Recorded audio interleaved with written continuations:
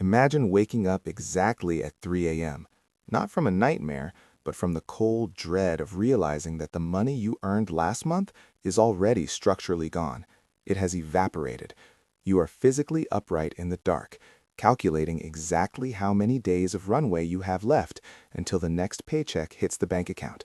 The scarcity feels suffocating. You might feel like you are running as fast as possible on a frictionless treadmill, earning more only to watch the expense line climb in perfect synchronization. This is not a failure of effort, it is a failure of structural analysis. It is an indictment of the invisible equations governing your wallet. My name is Robie, and I spend way too much time thinking about the hidden systems of perpetual indebtedness, the financial gravity that keeps millions locked into an endless cycle of earning just enough to survive. I study the things you cannot see. Today, we are dissecting the rumus anti-melarat, the ultimate anti-poverty formula that is shockingly simple yet aggressively resisted by the commercial ecosystem designed to consume your future optionality. It boils down to understanding velocity and friction. This formula is not about budgeting for a latte or clipping coupons. It is a psychological defense mechanism against the modern world's primary financial trap. It is the physics of how money moves and where that movement accelerates your financial entropy.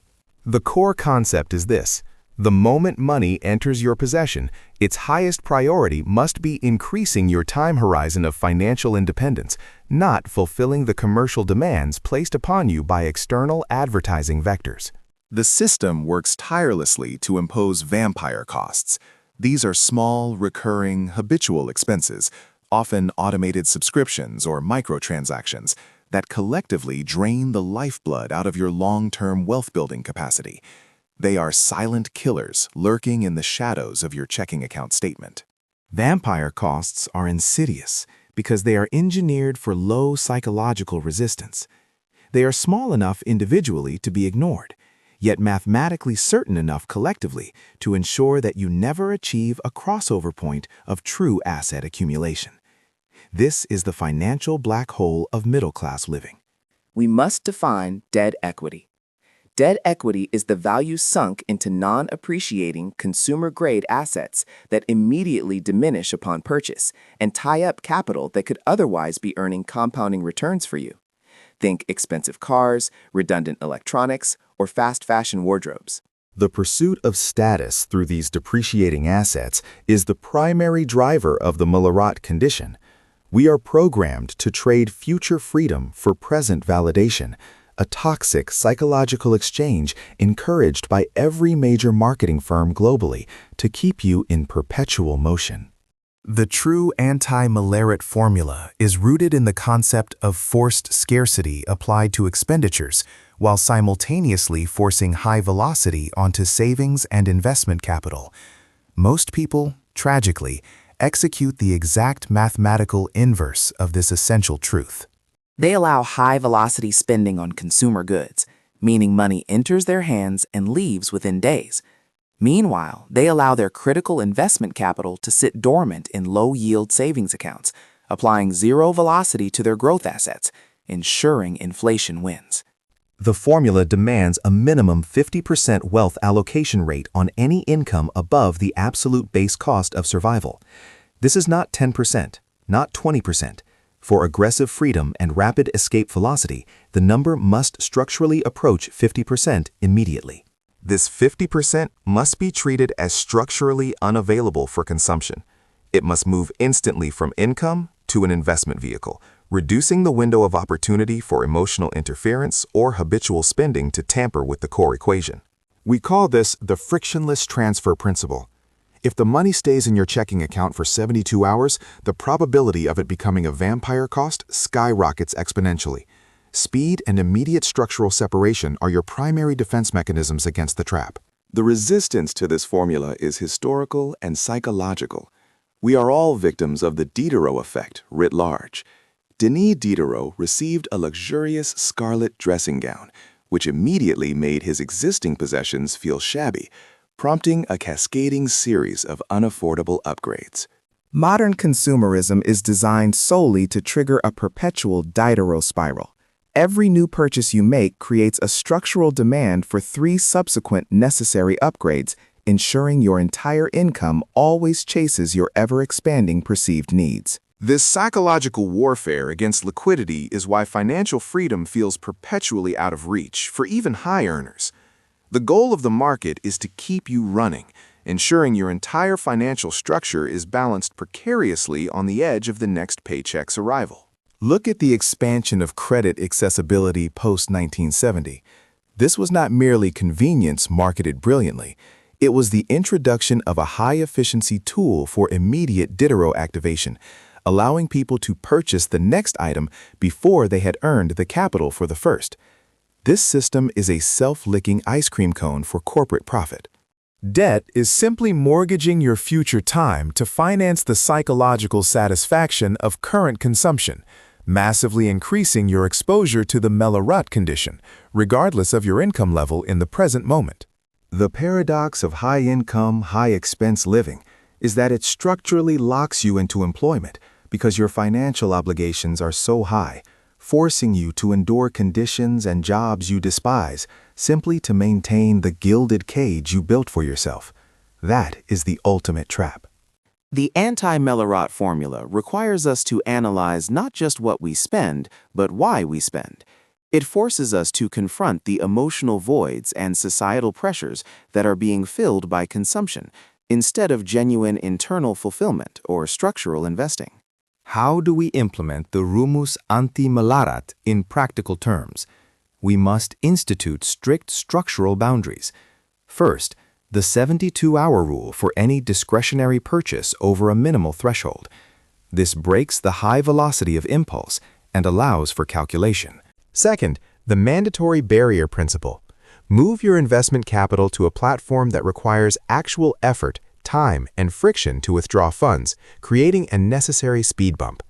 Make it intentionally difficult to accidentally liquidate your future optionality. Third, the zero-based wants audit. Every quarter, analyze every subscription, every automated payment, and every habitual consumer expenditure as if it were a brand new line item requiring explicit and rational approval. Most fail this audit immediately. These are essential defenses against the inevitable psychological drift toward lifestyle creep, which is the most elegant and stealthiest tool the melarat condition uses to trap high earners. Earning more is structurally useless if your expenses rise perfectly in tandem with your income increase. If you earn 20% more but increase your spending by 21%, you have structurally reduced your long-term optionality and increased your dependency on continuous future income. You are financially poor, despite having a higher gross salary. This is the tragic mathematical inevitability of the trap. The high-income trap is subtle.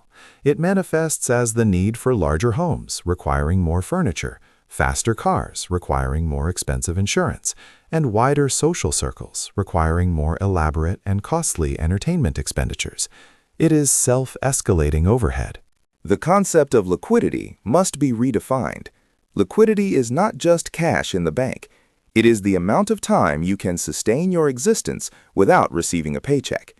True wealth is measured in months of optionality, not in the market value of your depreciating possessions. The rumus anti-melarat instructs us to prioritize the acquisition of this time liquidity above all else.